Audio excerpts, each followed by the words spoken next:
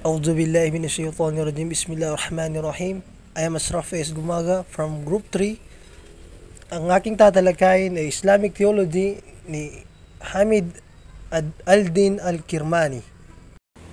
Hamid al-Din al-Kirmani was one of the most important theologians in the Fatimid period. Meaning, si Hamid al-Din al-Kirmani ay isa sa pinakamahalagang theology sa panahon ng Fatimid na sumikat sa panahon ng paghahari ng Imam Khalif Al-Hakim bi Amirullah. Kilala siya sa paghahalo ng Neoplatonic philosophical heritage sa Ismaili religious tradition. Next, what is the role of Islamic theology? Ang kahalagahan ng Islamic theology ay sumasalamin sa napakalaking kahalagahan ng Islam sa kasaysayan ng monotismo, kung saan ito ay nagdala ng kakaibang paraan at estilo at isang hanay ng mga solusyon na nanatiling interes, o ito ay isang sangay ng pag-aaral sa Islam na sumusubok na pagtugmain ang filosofiya at ang pananampalatayang Islam. Ang filosofiyang Islamiko ay nagsisikap na patunayan na walang interaksyon sa pagitan ng talino at paghahayag ng kaalaman at pananampalataya sa reliyong Islam. And the last, Islamic theology, Ilm al-Kalam, denotes a discipline of Islamic thought generally referred to as theology, or even less accurately as scholastic theology. Meaning, ang Ilm al-Kalam ay literal na ang agham ng debate ay tumutukoy sa isang disiplina ng Islamikong kaisipan na karaniwang tinutukoy bilang theology o bilang scholastic theology.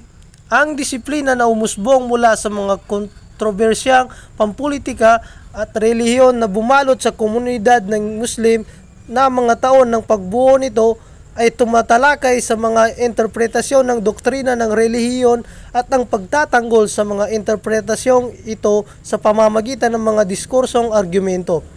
Ang pag-usbong ng kalam ay naging malapit na nauugnay sa Mu'tazila na sundan ang kanilang unang intelektual at pampulitikang pag-akyat sa pamamagitan ng pagpapataw ng kanilang mga pananaw bilang opisyal na doktrina ng Estado ay seryosong nagpawalang saysay sa rasyonalismo na humahantong sa muling paggabuhay ng tradisyonalismo at kalaunan sa pag-usbong ng paaralang Asyariya na nagtangkang ipakita mismo bilang isang kompromiso sa pagitan ng dalawang magkasalungat na sukdulan. Ang paaralang Asyarite ay nakakuha ng katanggap-tanggap sa loob ng pangunahing Sunni. Gayunpaman, ang kalam ay patuloy na kinondena kahit na sa ganitong orthodox na kasuotan ng mga nangibabaw na paaralang may kaugaliang traditional. Sa mga huling yugto nito, sinubukan ng kalam na i-assimilate ang mga philosophical na tema at tanong. Ngunit ang banayad na pagbabago sa direksyon na ito ay hindi ganap na matagumpay. Ang pagbaba ng kalam ay lumilitaw na hindi na may babalik na iniiwasan ng mga tradisyonalista at rasyonalista.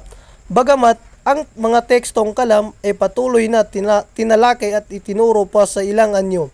Ang kalam ay tumigil sa pagiging isang buhay na hagham noong unang bahagi ng ika-9 na siglo. Ika-15 siglo, ang mga pagtatangka ng mga reformador na buhayin ito simula noong ika-19 na siglo. At dito lamang po nagtatapos ang aking tatalakayin. Shukran and wassalam.